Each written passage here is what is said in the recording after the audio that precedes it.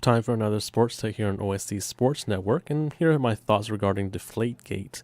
Look, Ted Wells spent 4 months with the investigation into the New England Patriots underinflated footballs, and he never came up with any concrete evidence that proved quarterback Tom Brady had anything to do with the deflation of any footballs.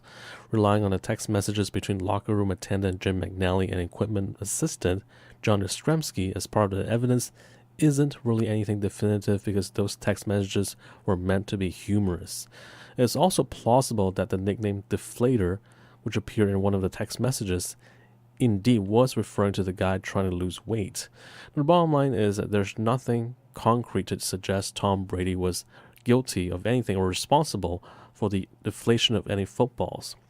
Now, the Wells report's conclusion was that it was, quote, more probable than not, unquote, that Brady knew what was going on with the two equipment personnel. That's hardly a strong case to win in court. Now, but of course, NFL Commissioner Roger Goodell was under a lot of scrutiny last year due to the Ray Rice incident, where he didn't dole out a harsh penalty initially for Rice's domestic violence incident. Then that Ray Rice domestic violence video was aired on TMZ, and there was all sorts of backlash directed toward Goodell. You would figure that the commissioner this time around would give a harsher penalty to avoid public scrutiny, and so Brady was suspended for the first 4 games of the 2015 regular season for conduct detrimental to the integrity of the NFL, even though the Wells report, according to Brady's agent Don Yee, contained no evidence his client did anything wrong.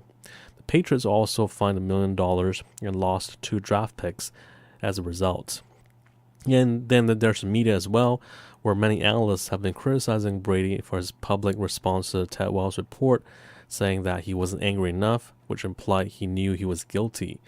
Now, those analysts are saying that if Brady were truly innocent, he would come out and challenge the report publicly instead of just shrugging it off.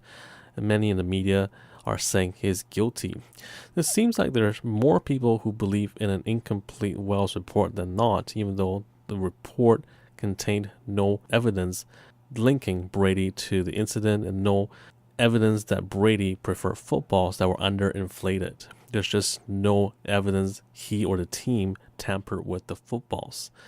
So hopefully Brady will win his appeal and serve no suspension, take the Patriots to another undefeated season, and win his 5th Super Bowl. Hey, if you remember, during the season that the Patriots videotaping controversy, also known as Spygate, when that came out, Brady led the team to a 16-0 record and an appearance in the Super Bowl.